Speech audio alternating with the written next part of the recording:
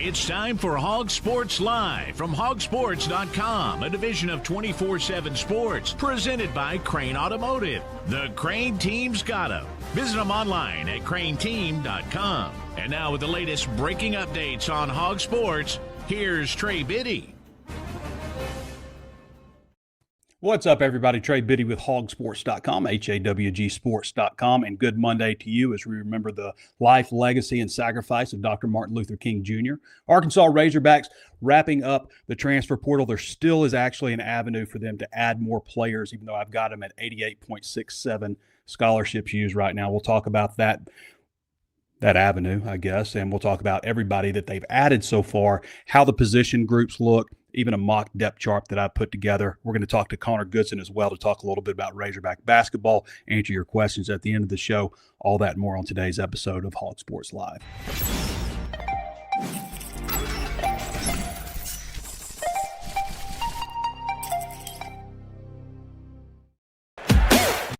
Ooh, a little premature. The Crain Automotive Team has 16 locations across our state and is home to the Crain commitment. You'll find Ford, Chevy, Buick, GMC, Hyundai, Kia, Volkswagen, and access to thousands of pre-owned vehicles.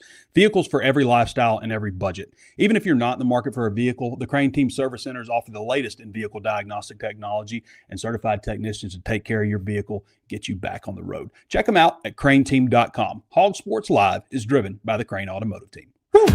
You've done it. Now you're the Crain Cash Champ. You just won big with the Crain Team. Go ahead, soak it up. How could you not feel like a winner? You dominated with our low price guarantee, and you got way more for your trade. Plus, with statewide delivery on thousands of vehicles from 16 locations, and the fact that we'll beat any other dealer's price, we make our Kansans feel like champions every day. That's winning. That's the Crain Team. Visit CrainTeam.com. All right, everybody, where to begin today? So Arkansas, obviously a disappointing showing against Georgia after, it looked like they were going to be unbeatable for a little bit against South Carolina, the way they played. And then they raced back against Georgia and tied it, and then didn't have enough steam left. It almost felt like it was going the other way, where maybe Georgia, they had lost their legs and Arkansas was going to steam past them. But it was unfortunately the other way around. Not a bad Georgia team, obviously. Top 20 program this season. We're going to talk to Goodson here in a little bit, talk to him about what's coming up for Arkansas basketball and a little bit about what went wrong in that Georgia game. We've got conference finals coming up, Broncos-Patriots. That's going to be on January 25th at 2 o'clock, and Seahawks-Rams at 5:30 on January 25th. So a big day for the NFL. Interesting how that's all played out. McDermott got fired for the Bills, losing a 3-point game, no Super Bowl appearances, and he's been there for 9 years, I guess. I don't know if that's a good move by them or not, but should be some interesting games coming up. And always look forward to the Super Bowl, of course. As of tonight, though, we've got Indiana and Miami at 6:30. That's on ESPN for the College Football National Championship. Indiana is a 7.5-point favorite right now on Bet Saracen. And we'll make some picks later on in the show with some of these games coming up. But excited to watch that one. Indiana just has been rolling over people. It doesn't even make any sense. I don't understand how Indiana's as good as they are. Like I have said this before, and people are like, "Well, it's coaching, Trey," or it's culture. Like there are a lot of teams that have great culture and great coaching that also have a better roster, at least on paper. Like Oregon, you can tell me Oregon doesn't have a great culture and a great roster and great players. Like they've got all that. And I don't know, have been knocking on the door for years and just get their doors blown off. So there are a lot of teams that have that. I just don't understand how Indiana has it to a level where they are where they are. Like they look unbeatable. So, of course, a lot of teams go into the national championship game looking unbeatable and get proven otherwise. So Arkansas in the transfer portal, that's why we're all here, right? We want to talk about what's gone on in the transfer portal, where Arkansas stands.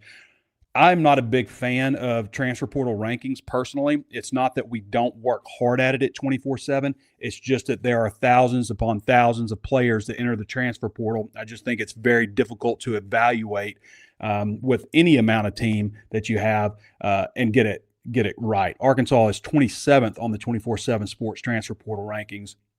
There is no doubt to me that they have a better class than they had last year. And last year they were ranked, like, there is no doubt. Like, just the vibe of the player that they're getting. Last year they were ranked 16th on 24/7 Sports and Transfer Portal. And that was not a very good transfer portal haul on defense at all. And they added a ton of defensive players. Pretty good on offense, not very good on defense. That's the way I feel about it. I don't understand how you have 39 transfer portal additions and you're ranked below teams that have like fewer 4-stars and fewer overall. Like, some of these teams have like 20 commitments. I just don't get that. Conversely, on another side, Arkansas is 10th in the transfer portal rankings. And last year on this site, they were 58th in transfer portal rankings. Now, the way this site does it differently is they take the talent that you lose and the talent that you're bringing in, and how improved you are. So technically, Arkansas, the 10th most improved team in the country based on that. So I don't put a whole lot of stock on that. I felt a lot like last year, many of the guys that Arkansas got on the defensive side of the ball were cuts from other teams' problems, players that the fan bases weren't disappointed to see leave. And I don't get that impression this year. I don't feel like they went out and just got a bunch of, leftovers. And that's a harsh word to call it, but like, I kind of feel like a lot of the players that Arkansas got last year kind of fit in that category. And when I go down the list and talk about each player individually, I think you'll see what I mean. So the last time that we spoke was Monday. No, when was that? Thursday. Thursday was the last time we spoke. Still, my days are mixed up a little bit, but the last time we spoke was Thursday. There was not a lot of action from Tuesday until Friday. Okay, so since that time, Carter Stoutmire has committed to Arkansas. Carter Stoutmire is really the only safety, aside from Miguel Mitchell, who's come back to Arkansas. He withdrew from the transfer portal, who has significant playing experience on the Power 4 level. He was at Colorado. Apparently had a better 2024 than he had in 2025 based on kind of for some reason fans thought he was like going to Arizona or something last year and didn't, and they were more worried about it versus this year when they're, kind of like, okay, fine. Chiari Maglori, there's some names in here, guys. From West Georgia, redshirt senior cornerback, 6'3", 200. I've kind of got him penciled in as a nickel. John House, who was at Vanderbilt, has played a lot at Middle Tennessee State. It started for them, obviously. He would probably be who I would project. Probably Stoutmire and John House would probably be who I would project at safety. Safety to me is the one area where I'm just kind of like, man, I feel like they missed on some guys. They just didn't quite hit like you'd hope. Aside from Christian Harrison, who was like one of their first commitments, but he's probably going to play nickel. Aiden Bussell signed with Arkansas and then was taken off that list. He was the Tennessee and West Virginia transfer offensive lineman, so he's not on the list anymore. Zadavian Sims was a big get. This is a guy that was like 104 ranked prospect in the country coming out of high school. Arkansas was a school that he considered. Defensive lineman. Arkansas did some really interesting work on the defensive lineman. I'm not even going to try to pronounce this guy's name until I get it right, but it's Nsongbeh, last name Ginyui, from Bakersfield College. I hope this guy's a stud. I don't know a whole lot about him, but Arkansas needs somebody to emerge. A run on safeties. LaMarcus Hicks also, who's related to Eddie Hicks, Arkansas secondary coach, but he comes from Iowa State. He's just a redshirt freshman. He's going to be a redshirt freshman this year. Clemson walk-on quarterback Cade Trotter has joined the roster as well as a walk-on. Miguel Mitchell withdrew from the portal. Davion Witherspoon, Ohio redshirt senior offensive lineman. This guy's intriguing to me because, he's probably 6 foot tall, not very big. If you look at the NFL, there might be 2 offensive linemen. There's a guy who's like 5'10", 5'11", and there's another guy who's like 6 foot who are in the NFL right now. So not a lot of players that size, but this guy was all conference. He was a team captain. I've gone back and looked at his video. Guy can play.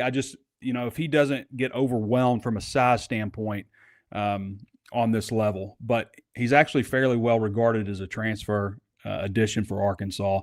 But, at least some more depth on the offensive line. So that was as of Sunday. That he was the last addition on Sunday. There was also Trajan, what's his name? Trajan Odom from Ohio State, defensive lineman, who was a 4-star recruit on ESPN. For a while, he was a composite 4-star on 24/7 Sports.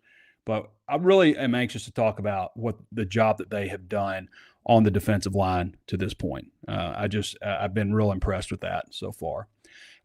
Blakeman's Fine Jewelry is proud to be the official jeweler of the Arkansas Razorbacks, and I would encourage you to go visit the store in person, but also you can shop them online.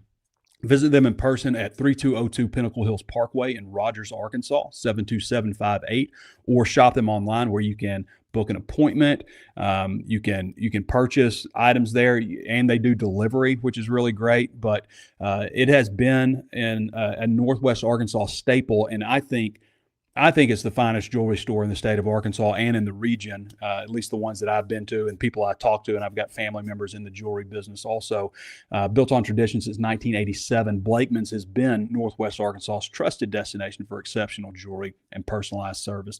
Again, visit them at their brand new location. This store is unbelievable. 3202 Pinnacle Hills Parkway, Rogers, Arkansas, 72758. And again, the official jeweler of the Arkansas Razorbacks. Next stop, projected 2026 depth chart. Do we want to talk about that further or just go over the overall numbers? I think at the same time, so I lay out an idea of what Arkansas needs at each position from a number standpoint, okay? Arkansas is pretty darn close to everything that I always do. Like, you need a 3 deep at every spot, and let's get +1, just kind of in case of injury. So like offensive line, I always say, go get 15 offensive linemen and get 1 extra interior and outside guy. So like if you can get 17, I think Arkansas is at 16.33. The reason that I have them at 88.67 scholarship players right now is because two players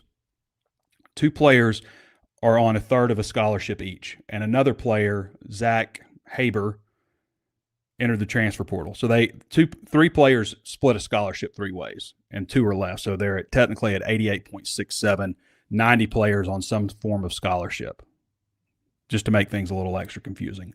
Now, on drive time the other day, somebody texted in and said they work in the University of Arkansas system, and there is a way to get enrolled past the Friday deadline. This past Friday was the deadline to get enrolled and admitted to school. But there is an avenue you can get around that. You have to get approval, and I called the registrar's office, and I called, and then I called again and spoke to 2 different people and asked the same questions just to make sure it was right. There you can get approval from the dean and the department and get enrolled in these classes. Okay. So there's still time to, now you really need to get it done by Friday. Like, the later you wait, the more difficult it is. And after Friday, there's basically no chance after this coming Friday. So there still is an avenue to add some more players. And we know there's been players that have visited over the weekend and such. Okay. So I don't think I have the scholarship distribution report up, so I want to bring this up real quick. Okay. So by position right now, I've got them at 4 scholarship quarterbacks, which I said is the minimum they should have, 6 scholarship running backs, which I also said is the minimum, 12 wide receivers. I had them at 10 as the minimum. Again, and I usually use this on an 85-person scholarship, but, 90 is not that much different. Like, it's just a matter of, like, maybe you just add best available. 5 minimum tight ends. They have the minimum at tight end.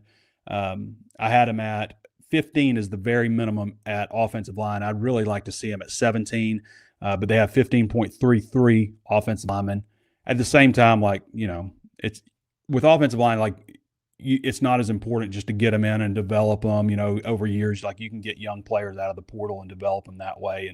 And so it's not as big a deal, I guess, but I've got them at 15.33. I said they needed 8 defensive tackles / nose tackles. They have 8. I said they needed a minimum of 4 defensive ends. Again, we're going 3 down linemen. One of them's an end, like 280 pounds. And, maybe some of these guys are a little interchangeable, but I said they needed 4 minimum. I've got them at 5.33. Donovan Witten is the other guy. Oh, and Aaron Smith, I don't think I said that, is the offensive lineman is the other guy on a third of a scholarship. At Jack, I said they needed 4 minimum, and they've got 4. Again, is Colton Yarborough going to be a Jack, or is he going to be a defensive end? What does he grow into? At linebacker, I said they needed 7 minimum. They have 8. Cornerback, I said they needed 9 minimum. They have 8, so they're a little bit low right there. Safety, I said they needed 9 minimum. They have 9. Just in general, I think 18 defensive backs is a good number because you have 5 spots, You want to back up at every spot in addition to your 3 deep. So, but they're at 17, so they're pretty close to that. Special teams, they've got 2 kickers. They've got 1 punter, 1 long snapper. 42.33 players on offense, 42.33 players on defense, 4 specialists. Decent number of seniors. They'll have 21 seniors on the roster, 12.67 redshirt juniors. So that's where the numbers stand. As far as my depth chart, we've got a really interesting quarterback battle. There have been a few times where I didn't know who the quarterback was going to be in the almost 24 years I have covering this program. 2019, 2018, and 2005. You remember 2005, Casey Dick got hurt, and the battle was between Mitch Mustang and Robert Johnson pretty much. Robert Johnson won coming out, and then Mitch Mustang obviously took over, and then eventually Casey Dick took over. 2018, 2019, the unknown at quarterback did not prove to be very good thing for Arkansas. But aside from that, like even when there's been a quarterback competition, you've known who the quarterback is going to be. This is going to be an interesting one, and there's a chance that Arkansas comes out of this with the wrong guy. We have talked about this so many times. You've got, think about it, like Stetson Bennett at Georgia doing everything they could to bring in somebody else to replace. Remember when Arkansas played them? Sam Pittman's first game, 2020, and Arkansas played them tough, and they had a different quarterback, and then they brought Stetson Bennett in. You know what happened after that. And then next year they're like splitting reps at quarterback with the guy from USC, and it just seemed like they did everything they could not to have Stetson Bennett as the quarterback. I mentioned Kyle Trask a lot because of the relationship with Arkansas and Felipe Franks coming to Arkansas, but Felipe got hurt at Florida. They never would have known they had Kyle Trask there.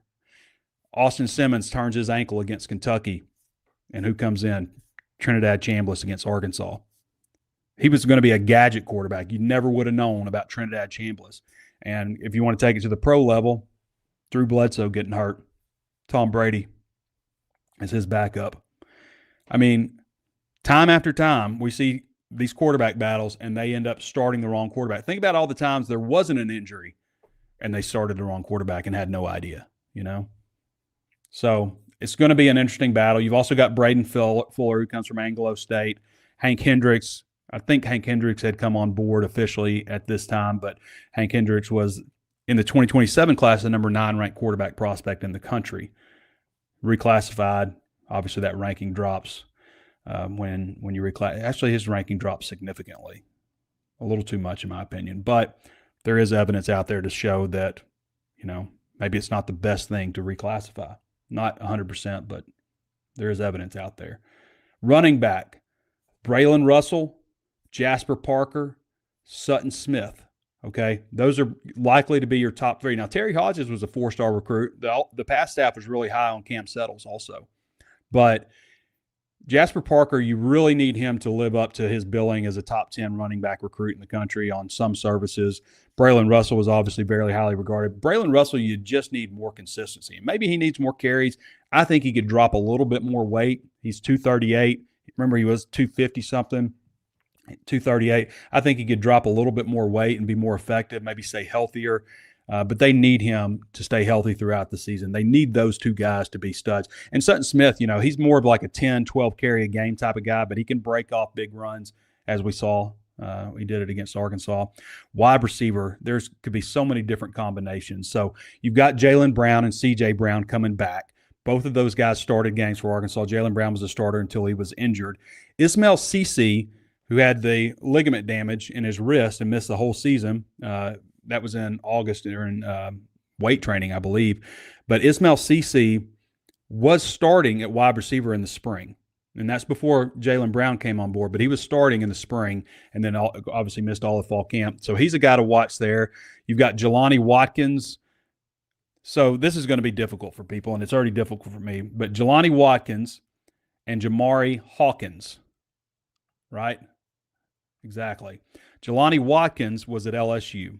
He was close to a 10-flat 100-meter guy. He was a former 4-star prospect, the number 122 overall recruit in the nation in the class of 2024. Here's what we're going to talk about: some guys who haven't done a lot yet, but have tremendous upside and kind of should be coming into an age where maybe if they're gonna make a move, it's time to do that. Arkansas has done a lot of this. They've done a lot of getting guys who either have a lot of production, and in spots where they didn't get a guy with a lot of production, they got a guy who's maybe a little bit younger, was a 4-star recruit, really well regarded, especially on the defense. I can't wait to get to the defensive line. I can't wait to talk about that group. So the other guy, Jamari Hawkins, comes from Memphis, who was very productive for them on the G5 level. Both smaller, 5'9", 5'10" wide receivers. So after that group, you got so Hawkins and Donovan Faupel, who comes from New Mexico State, both those guys very productive on the G5 level. You've got some guys that started for Arkansas. You've got Monte Harrison coming back from injury also. Antonio Jordan is a guy that's viewed as maybe the top upside guy in this whole group, unless that guy is Chris Marshall, who was the number 25 overall recruit in the country in the class of 2022 and has just had problems everywhere he has been, disciplinary issues, being suspended, kicked off the team, stuff like that. But he's a redshirt senior. This is his last opportunity. 6'3", 215, who can do just about anything on the football field. Like, if this guy can get it together, and he did most of the year at Boise State, even though he still served a suspension. But if this guy can get it together and live up to everything Arkansas might have really stole. I mean, there's a risk there, but what is the risk really to Arkansas? You might get a great player, you might not, right? So it's an interesting group at wide receiver. You also got Courtney Crutchfield. Courtney Crutchfield was a top 100 wide receiver prospect who came in out of shape last spring. Maybe he's a guy that takes that next step as a redshirt sophomore as well. So it's interesting at wide receiver. I think that there is potential to find a game breaker amongst that group, whether it's Antonio Jordan or Chris Marshall or maybe even Courtney Crutchfield or maybe even Jelani Watkins, Plus, you got some guys with experience: C.J. Brown, Jaylen Brown, Donovan Faupel, Jamari Hawkins, Ismail Cisse. He played at Stanford. It's not like he just comes from nowhere. He produced. He had 26 catches or something from Stanford year before he was injured. Tight end, they need Ty Lockwood. Ty Lockwood was ranked on 24/7 Sports. Maybe it was on the composite. I can't remember. But he's ranked 2 spots below Luke Has and 3 spots above Jaden Platt. That's how he was regarded, and signed with Alabama. I look at his video and I see the gold helmet and the Navy uniform, and I'm thinking, Hudson Henry, kind of reminds me of that a little bit.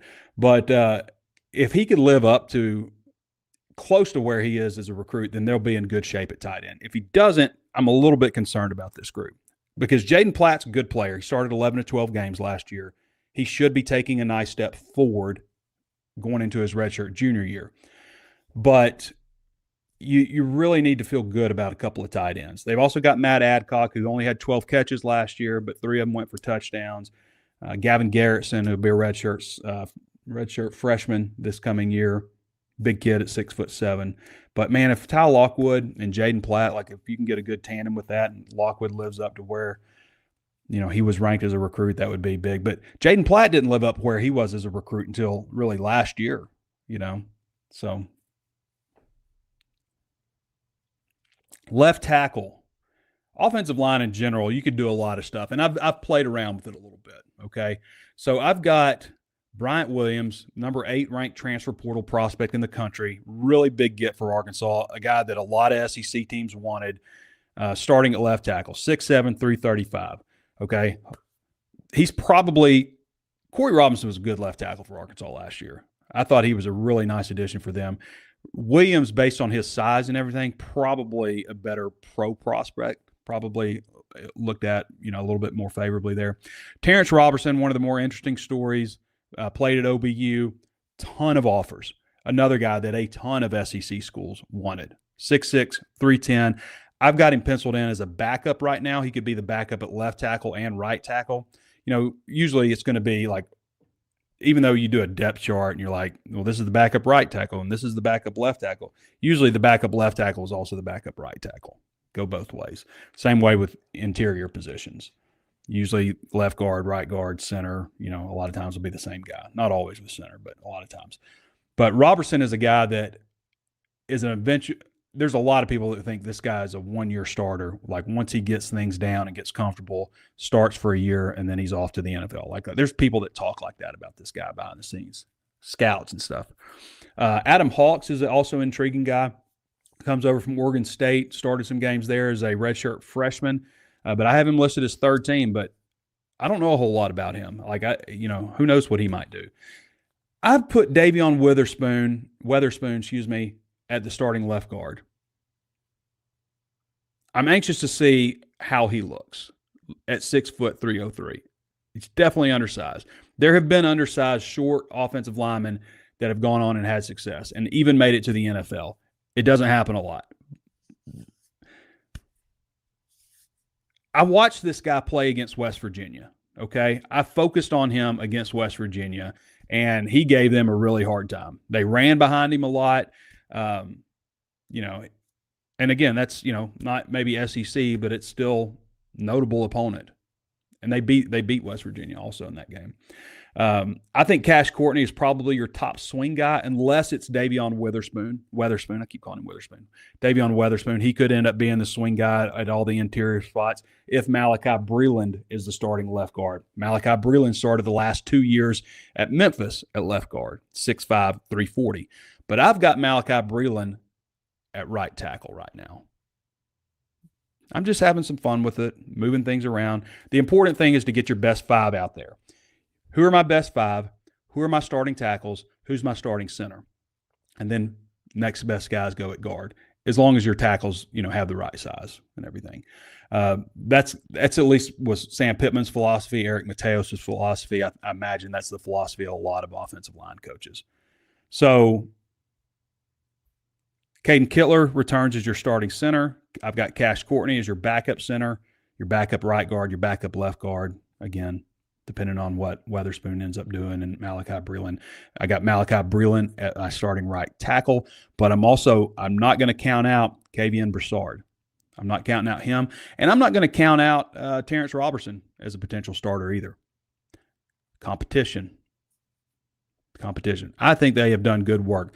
There are 27 players on this roster who are a 4-star, including 1 5-star, 27 players who are at least a 4-star recruit on this roster.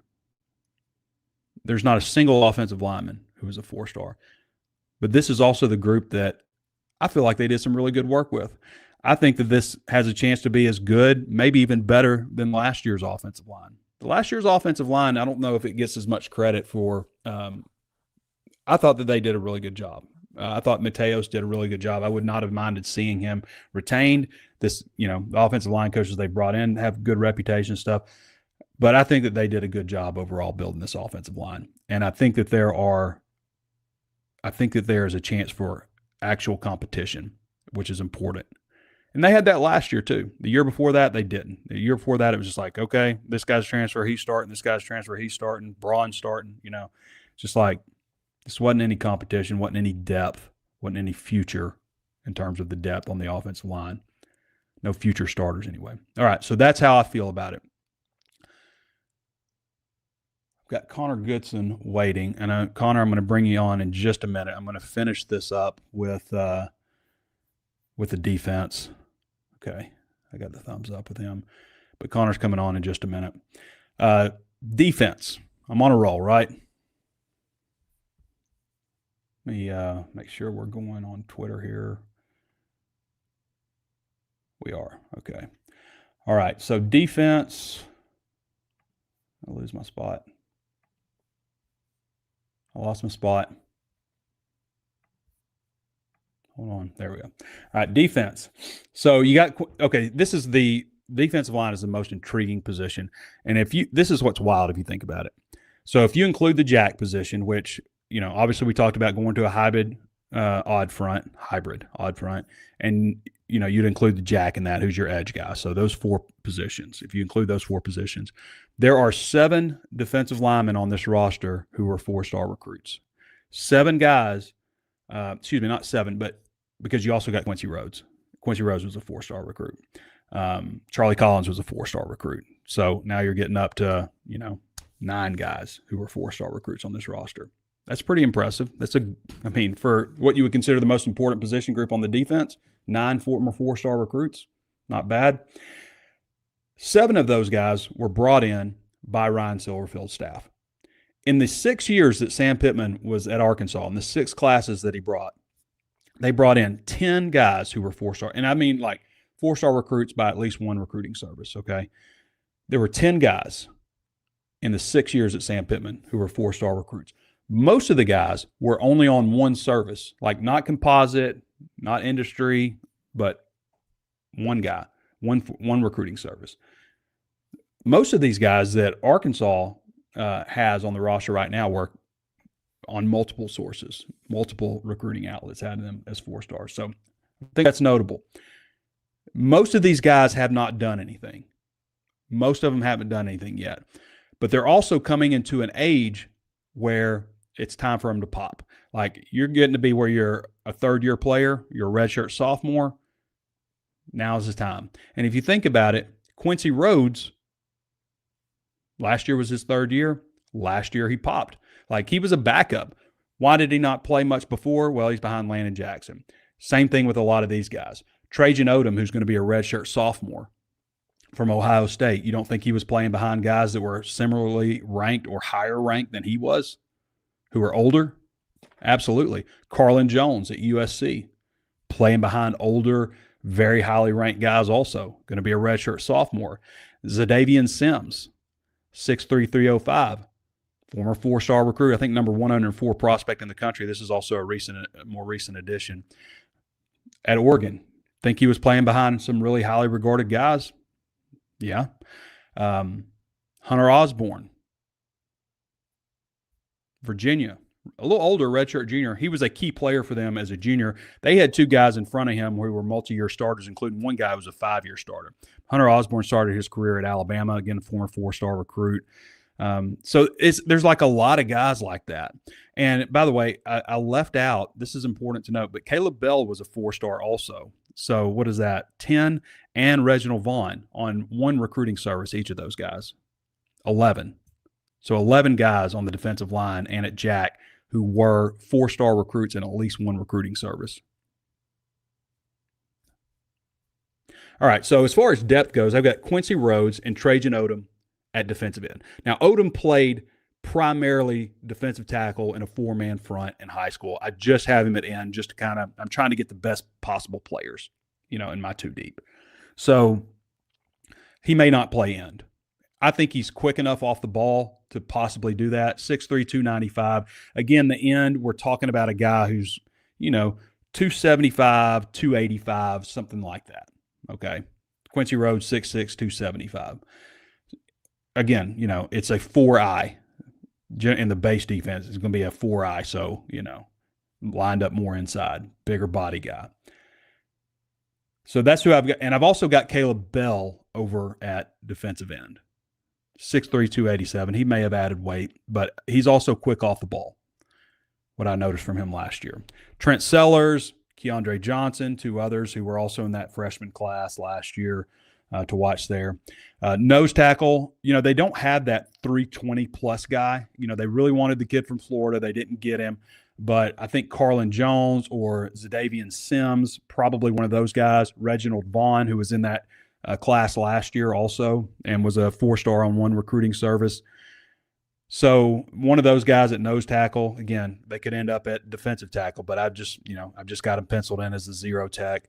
And then defensive tackle, Hunter Osborne, former 4-star. David Oki is back after redshirting last year, so he gets an extra year. And then Antonio Sandal Bashcom, who is the junior college edition, 6'3", 305.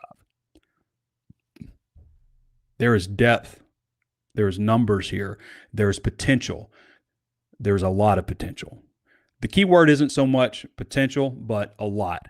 So, like, not all these guys are going to be great, but if a few of them are, like they went out and got guys. Like if I went and told you, okay, this is, let me see, I made a note of this.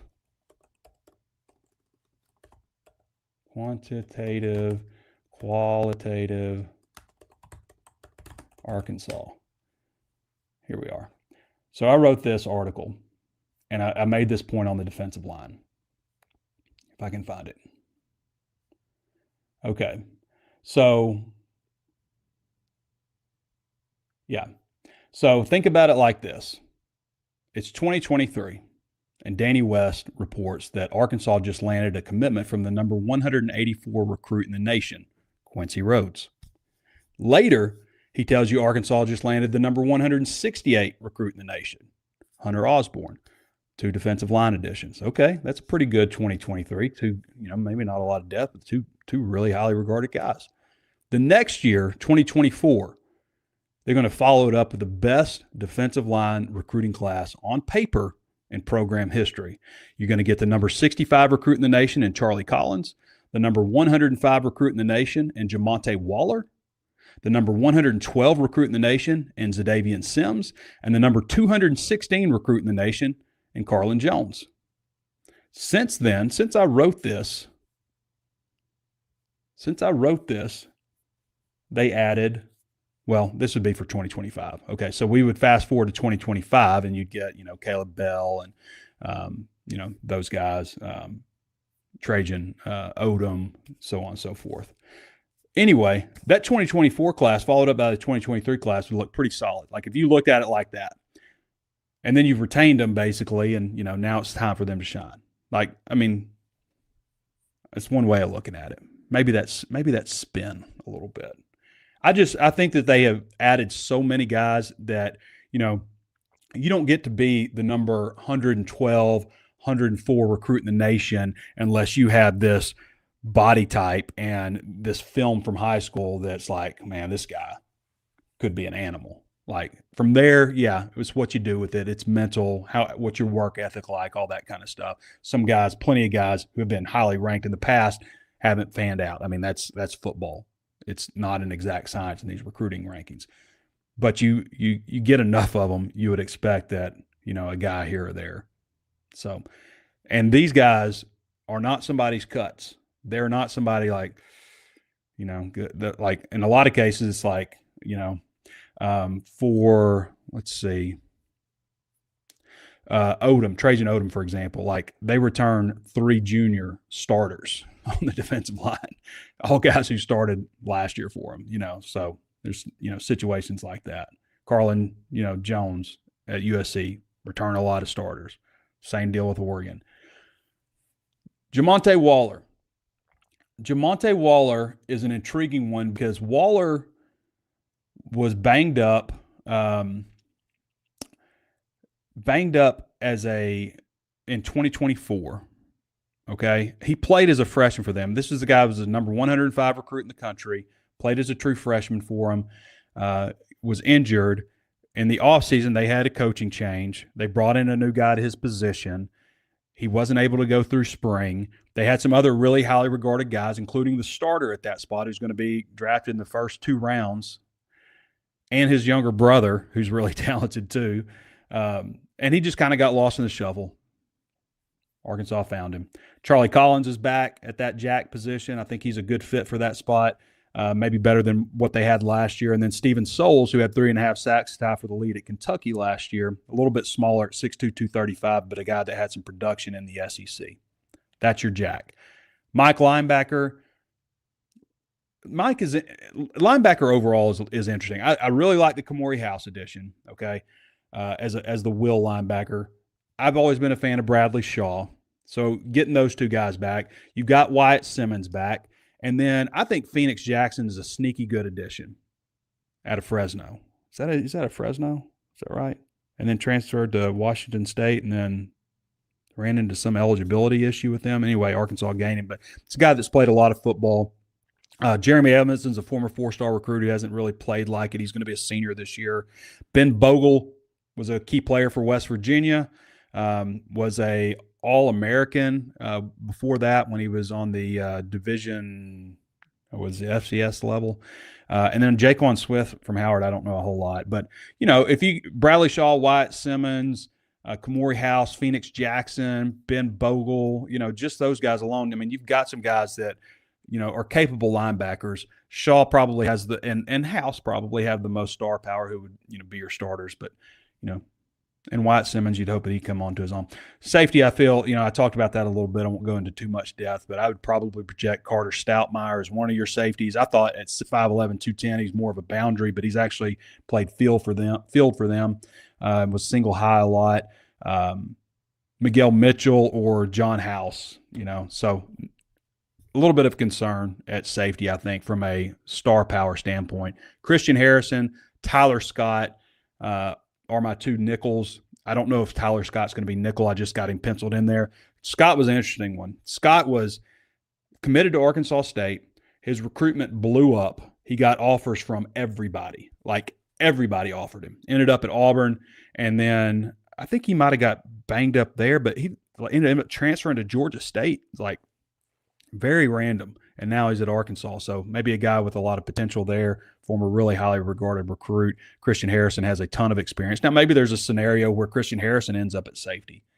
Tyler Scott's your starting nickel. Who knows? There's a lot to figure out. It's going to be really interesting this spring. And cornerback, I think they did a pretty good job. Joker Johnson out of Tulane was a really highly regarded transfer addition. Lakai Rowland at Maryland was a starter for them. Braden Lee was a former 4-star recruit, was a top backup for them. Shelton Lewis was a backup for Clemson. So some names there. I'm not going to go too much into special teams. Max Gilbert, kicker. Braden McAllister, kicker. Connor Smith, punter. Adam Johnson, long snapper. Okay. I'm going to let Connor Goodson talk now because I've been talking too much.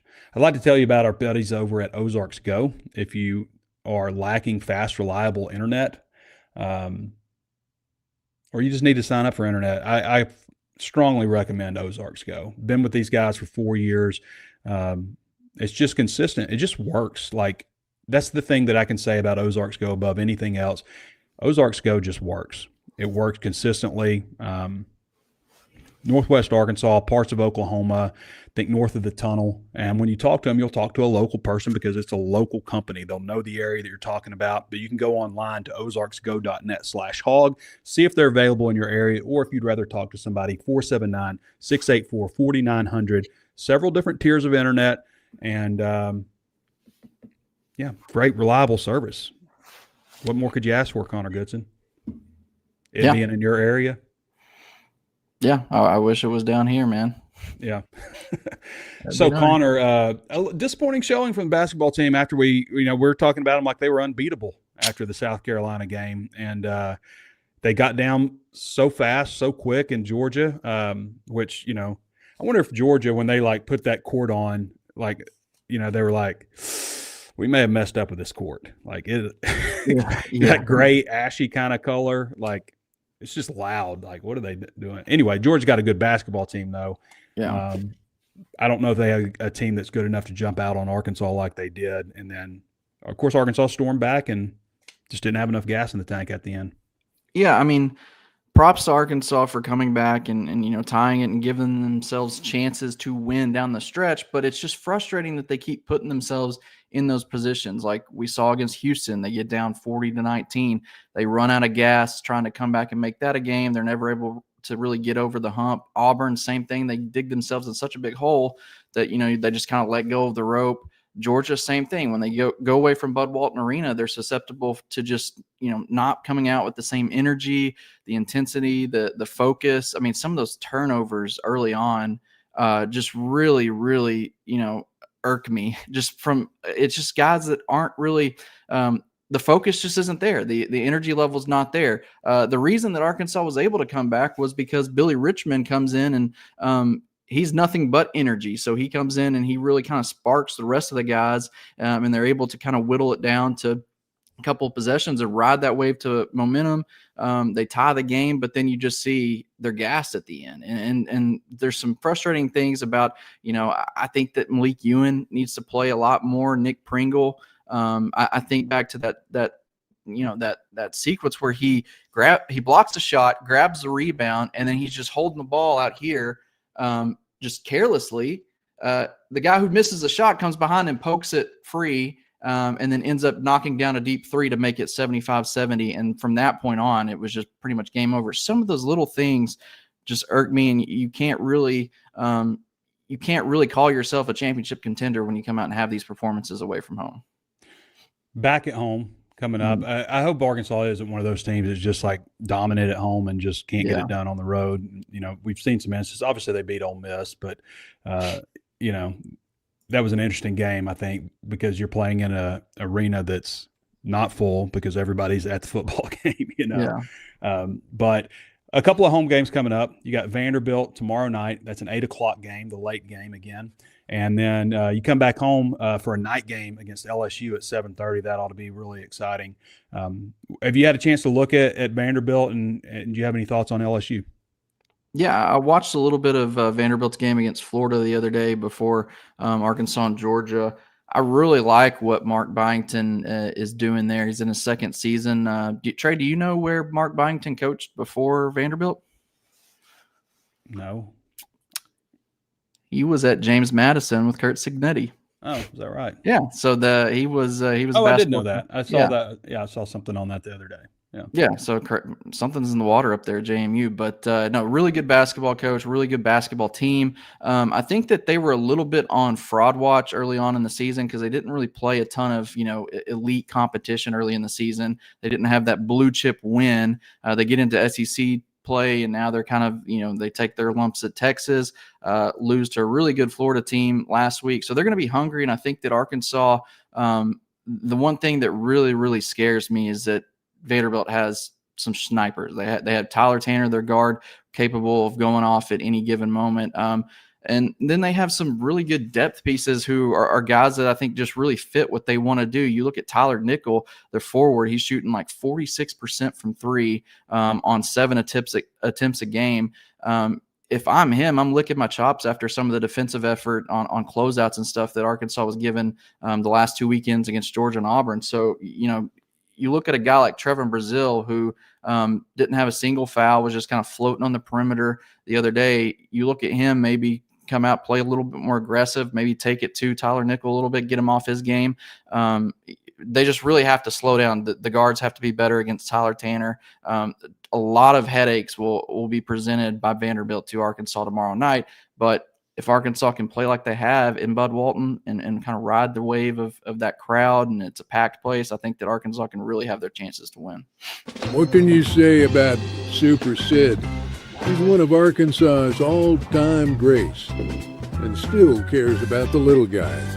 What I like the most about Bet Saracen is the ability to make bets during the game. How about this special offer from Bet Saracen? Brand new players get a 100% profit boost just for downloading the Bet Saracen app. I always played Bet Saracen out on the trail. You have to be in Arkansas if you're on the trail. You can't even go to. One time I tried to lay a bet. I was in Memphis in the Liberty Bowl, and I couldn't do it because I was outside the state of Arkansas. So Arkansas is #1 sports betting app. And by the way, if you use the promo code BIDDY250, capital B, lowercase IDDY 250 all together. You can use the link below also if you're watching on YouTube. And you sign up at Bet Saracen and you put $25 on your first bet, you'll get $250 back in bonuses. Just use that promo code, you get $250 back in bonuses. Pretty sweet deal. Connor, if you haven't signed up, you're eligible to do that also. But I bet you Might have. look into it, yeah. I bet you got a Bet Saracen account. Oh yeah, I do. So not very good at it, but that's whatever. Well, last time we did this pick together, you nailed the over and the pick, and I missed on them. But Arkansas is -1.5 against Vanderbilt on Tuesday. The over under is 173.5. What are you thinking? 3.5. I kind of like the over here just because both teams, like Arkansas gave up 90 against Georgia. Both Vanderbilt and Florida scored. I think it was 98-94 final right there. I think it's going to be one of those up and down games in Bud Walton where, whoever's able to make a play here or there at the end and whoever's able to get a stop really wins the game. So I kind of like the over. I kind of lean Vanderbilt here. I think they're super desperate, and Arkansas, I can't get the last two road performances out of my head. And I think that some of these guys may kind of, I don't know, they're just not into it as much as I thought that they would after the South Carolina game. And it just scares me, the volatile nature of some of these guys when they're out on the floor. So if Cal comes out and makes some tweaks like I expect, I think I might lean Arkansas a little bit more. But right now, I just think Vanderbilt's desperate, losing 2 in a row. I think they're going to come in hungry, and those rims in Bud Walton, they can be friendly for good shooting teams. I still like Arkansas at home. It's just 1.5 points. So we're going to go opposite again. I don't think we've agreed on any of these that we've done, but I'm going to take the under also. I think 90-80 is a pretty big score, pretty big number. Yeah. And that's, what would it be, like 86, something like that. I'm going to go under, and I'm going to take Arkansas in this. So we have yet to agree. We're just covering all of our bases here. We're just covering the bases. That's what we're doing. You want to pick some other ones, Connor? You want to look at these playoff games? Broncos Patriots. It's you got Denver at +4.5. What do you like in that one? And you got Los Angeles Rams at +3 against Seattle. Denver +4.5 against New England. Seattle -3. I still think Denver's defense is legit. I don't know if the quarterback issue there is kind of if that's one of those things where they'll fight for like a half and then maybe let go of the rope a little bit once it gets tough. I really like this New England team too. I think I'm gonna go New England there to cover. I think that it's just I think it might be too much for this Broncos team to overcome, having to go to Stidham over Nix. And then I really like Stafford. I really like Stafford and the Rams. I know the Seahawks have kind of been not a team of destiny, but they've kind of been the darling this year in the NFC. But I really like you can't count out McVay. He's an offensive genius, and then his relationship with Stafford. I like what I've seen from them being able to go to Chicago and win in that environment, a close overtime game. I think that this is a matchup that maybe favors them a little bit more. So I like the Rams in that one as well. I'm gonna agree with you on both counts here on this. Believe it or not, Connor. I like Drake May. I like the better quarterbacks. So I'll take Drake May and New England at -4.5, and I'm going to take Matthew Stafford, who's had a great year. Quarterback and the Los Angeles Rams, and I'm going to take the Rams to win the whole thing. What do you think about that? I think I'm there with you too. Like as much, in the NFL, it's crazy just how important quarterback play is, and we saw today with the Bills firing their coach, Josh Allen. Having Josh Allen, you're able to win a lot more games than other teams just because of the play at the quarterback position. So it's very, very important, and in that matchup. Hypothetical matchup, Rams Patriots, it's hard not to take Matt Stafford, who's having an MVP caliber year. Yeah, Matt Stafford, I'm looking at his numbers right now. He is 65% completion, 4,707 yards, 46 touchdowns, and only 8 interceptions. A 109.2 efficiency rating. That is MVP type stuff. Did you watch the Rams Bears game last night? Bits and pieces. Yeah. Yeah. Did you see how often the Rams are coming out with the 3 tight end sets? Mhm. Coming out making it ugly football. But hey, McVay is just so good at doing those little things and adding little wrinkles here and there and adjusting week to week. Brightest coaches in the league. He's on that list for sure. I watched the Bills Broncos. I was at a restaurant and there was a mirror. It had like a goose in it. I was at the Odd Soul. Shout out Odd Soul. But I had to watch because I was facing the wall, so I had to watch it through the mirror, backwards. That's funny. All right, Connor. Anything games, else? Anything else you want to add? Not really. I really hope to see some people there at Bud Walton tomorrow night. It's the late tip again, 8:00. So I'm expecting a really, really good crowd. There was a good crowd for South Carolina. I'm expecting it to be packed and should be a good matchup and hopefully we're covering a win afterwards. All right, buddy. Talk to you soon. All right, everybody. That's Connor Goodson. Read all of his stuff at Connor Goodson on X or at HawgSports.com. He's our primary basketball man and does a tremendous job for us covering Razorback basketball as well as everything else. Walker Brothers brings you the finest men's clothing from around the world, carefully selected to last, fit right, and help you look your best. From game day essentials to distinguished luxury wear, from a meticulously fitted suit to the perfectly faded pair of jeans, every piece in their collection is hand-selected for enduring quality and iconic style. Experience that undeniable confidence that comes with perfecting your personal style. Visit them at 577 Millsap Road, Suite number 6 in Fayetteville, or at their brand new location, 3503 South 55th Street, Suite 101 in Rogers.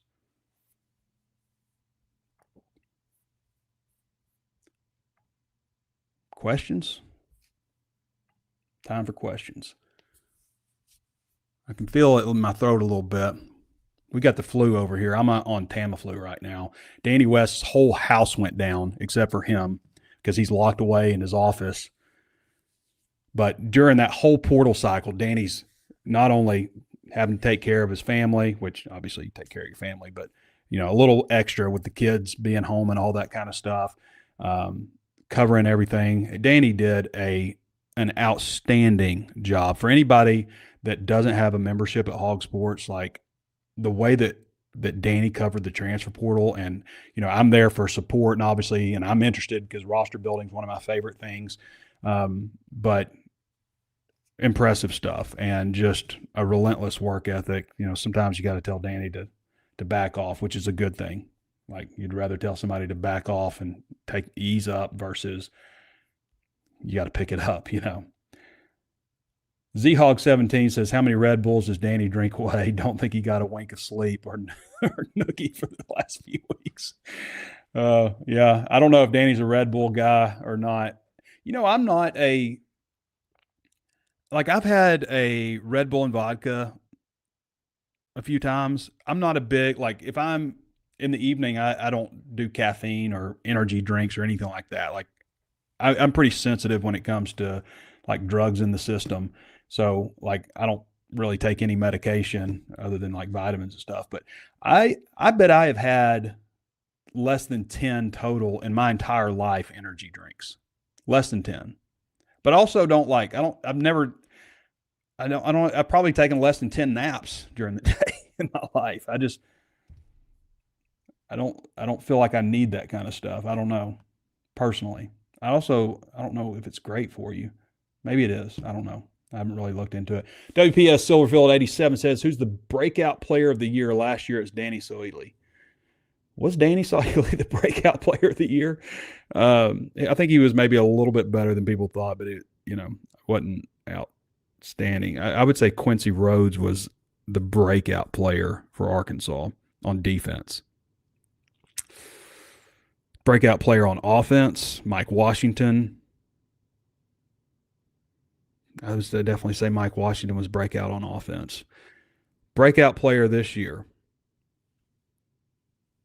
There's so many possibilities because we've talked about guys that, maybe don't have a lot of production yet, but are kind of should be coming into their own. But that's actually exactly what you're asking me to say. Who is the breakout player?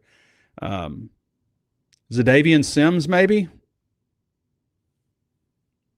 Charlie Collins, maybe Charlie Collins, maybe he's a great fit for that jack position. He's a little light for, a 4-down lineman end.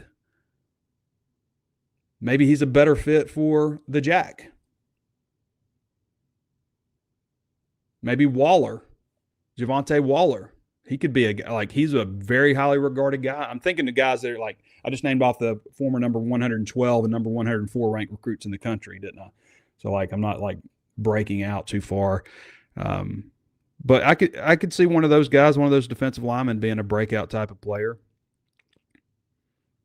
Maybe Bradley Shaw, Bradley Shaw did some good things last year, but maybe he has a great year. I mean, he's got all the physical tools. Offensively, Antonio Jordan. Be nice to see Antonio Jordan, Pittsburgh Squealer says, Trey, how are your post moves, footwork, and rebounding skills? We need another big. I don't have the same hops that I used to have. I can tell you that. 48 years old. I think I can still slap the net. Chad Razorback says, who are you rooting for to win the Natty? I mean, Jackson Fuller, who's on the Arkansas beat, is a big Miami fan, so part of me wants to see Jackson, have some success and enjoy it. But, man, I just really love the idea of a team that's never done it before doing it. I think that gives more hope. I like the idea of more parity in college football. And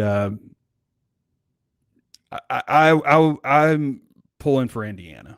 I don't know how most people aren't pulling for Indiana. Even though Miami hasn't won since 2001, they have several national titles, and there's always been this, I would say, kind of a stigma attached with college football where it's never anybody but these teams. It's always Alabama, LSU. Georgia, it's not like Georgia has a ton of national championships. They got the 1980 national championship, and then, they won a couple, and they made it to the, championship game a couple times. But, it's not like Georgia was a regular on the scene. So maybe that's not true. And it's not like Clemson. Clemson had the 1981 national championship, but they hadn't been raking in national championships, and they won a couple under Dabo, made a couple more appearances in the college football national championship game. So maybe that's not true, the idea that it's the same teams all the time. Georgia wasn't that. Clemson wasn't that. Of course, Georgia always felt like they had so much potential to be that. But it hasn't. I mean, it's Ohio State, Alabama, LSU. Not that Michigan had won since, 99? So maybe that's just a bunch of BS. But we do think of those programs as blue blood types, right? In a way, I guess. Indiana is a team that nobody's ever thought of as a blue blood. I get frustrated playing the college football game because I like to play with Arkansas, and Arkansas is a Tier 3 team, so I want to match up against another Tier 3 team. Well, Indiana is a Tier 3 team on that game. And all these – I almost said something, but all these people play with Indiana. And so, I don't know. It kind of tells me you suck if you play with Indiana because you got to have that team to beat somebody.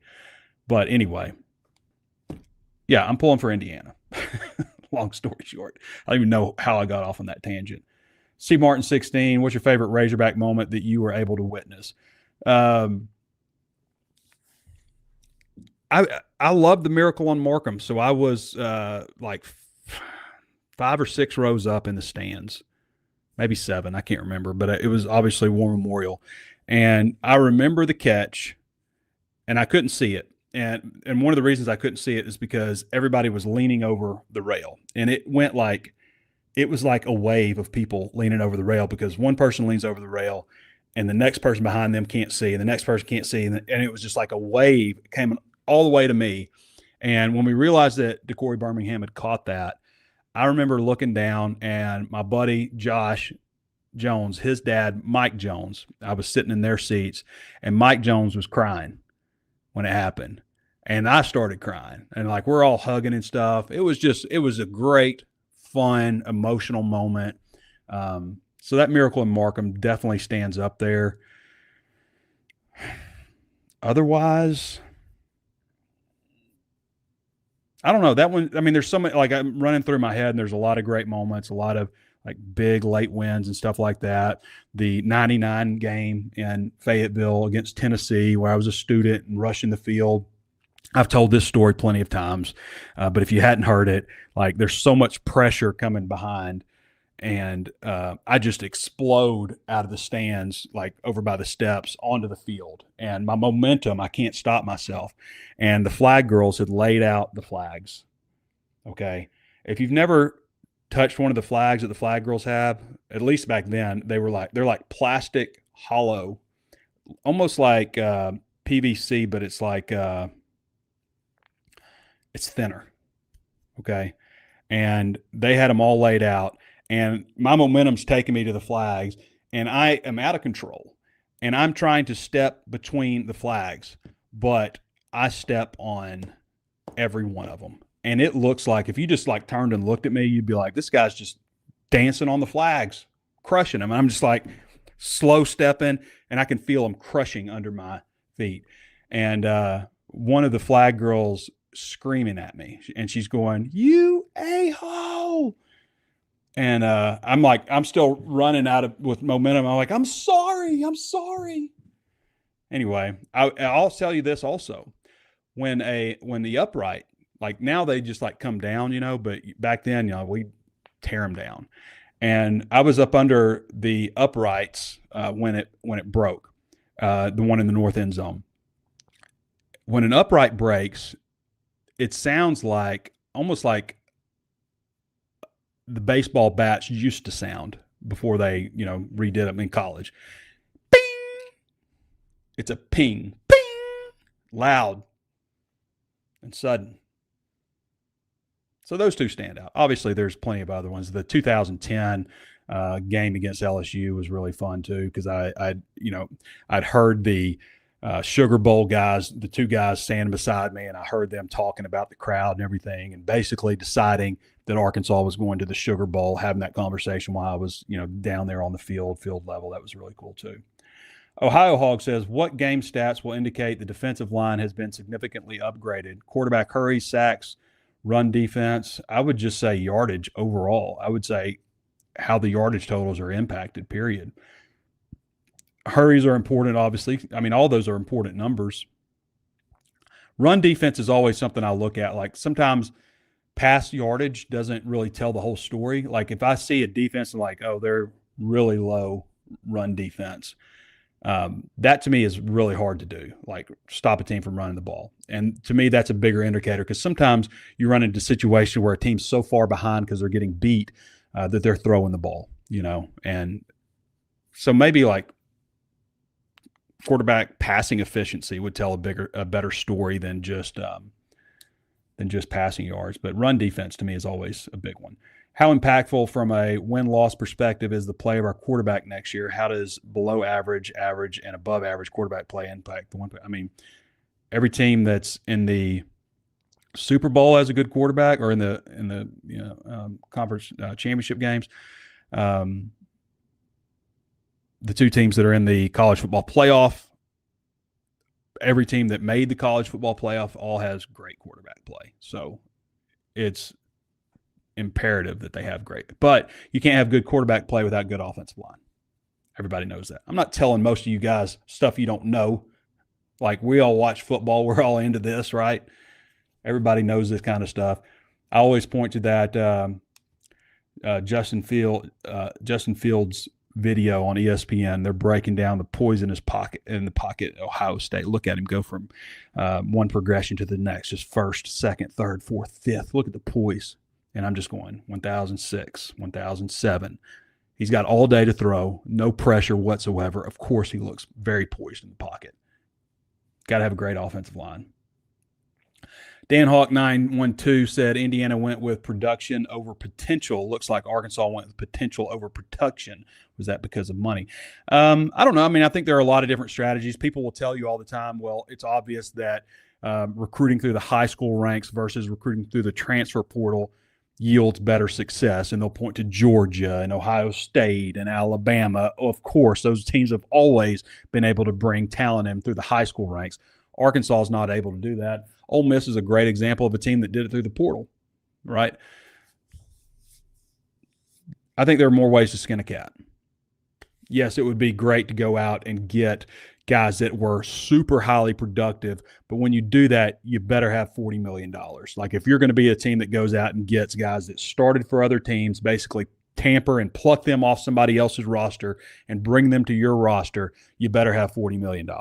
So yeah, probably somewhat because of money. I think Arkansas is probably in the neighborhood of $25 million or so, which is pretty substantial in this world of college football compared to most teams.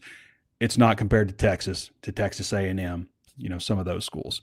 So because of money, maybe where Arkansas is, how they're perceived also, that could play a role. But I think, it's a strategy going after guys with a ton of potential who haven't produced yet, who are a bit younger, who should be kind of coming into that age. So it's just a different strategy, I think. Indiana, I'm not sure what Indiana's secret is. Like, I don't understand. I've said it before. I don't understand how they're as good as they are. Joshua 11 says, Trey, no doubt that this defense will be better about getting to the quarterback next year. Fans need to keep their eye on Steven Souls Jr. And I kind of look at the second, like, as concerned as I am about safety, like, are they going to be worse at safety than they were last year? Not that being a little bit better is okay, because they need to be a lot better.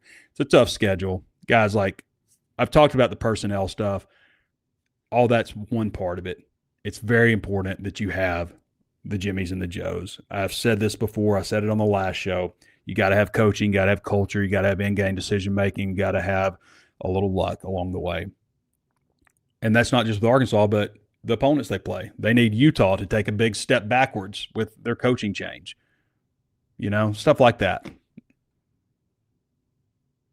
They don't need to run into the starting quarterback gets hurt and our backup is Trinidad Chambliss type, like stuff like that. It always seems to happen to Arkansas. A little bit of luck here and there would help them.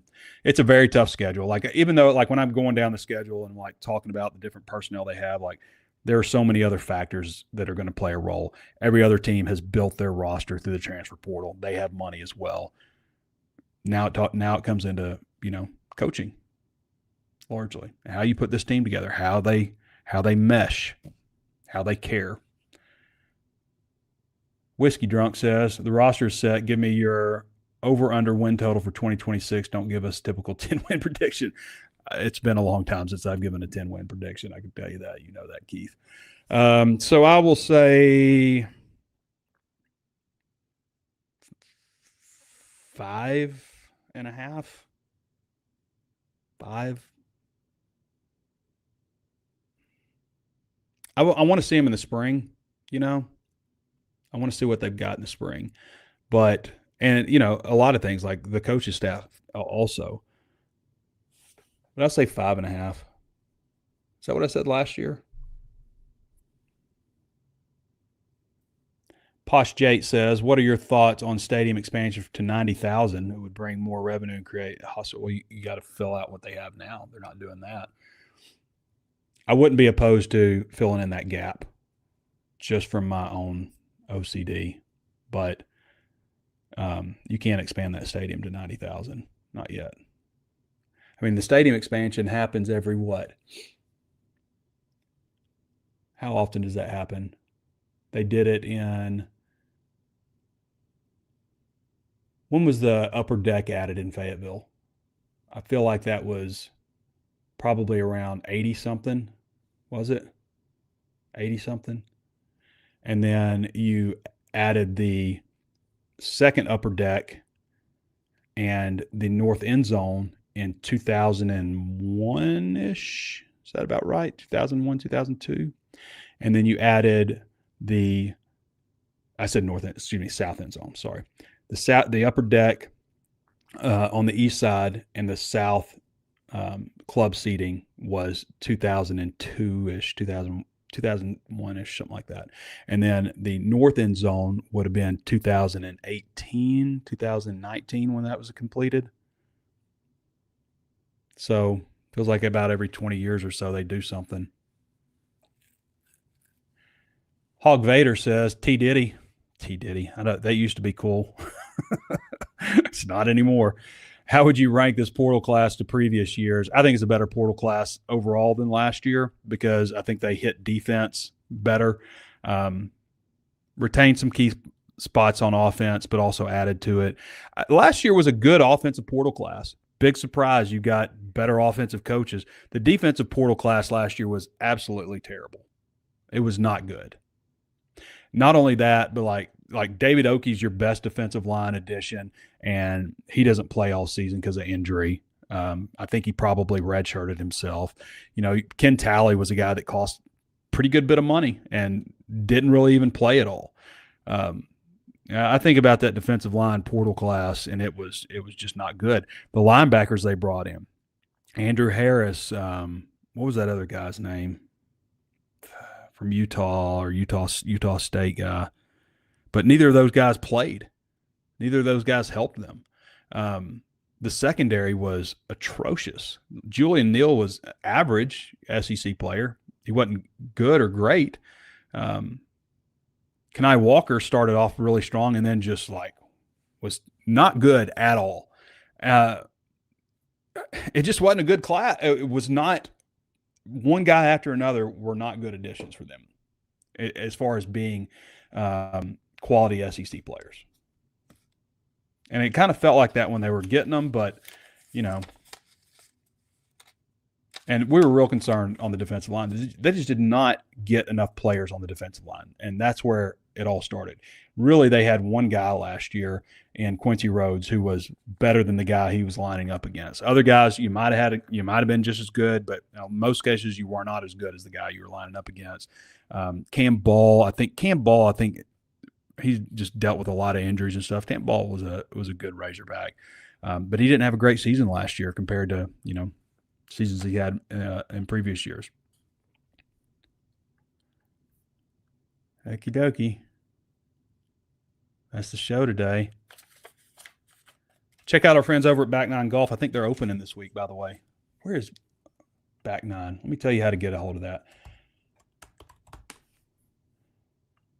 So Back Nine Golf is opening in Fayetteville. It's over by Ash in College. We are long overdue for a place like this, and it's really nice. I've been there a few times now. 1764 North College Avenue, Fayetteville, Arkansas, 72703. You can email them, FayettevilleAR, theback9golf.com. FayettevilleAR, theback9golf.com. Or you can call it 479-448-4653. Yeah.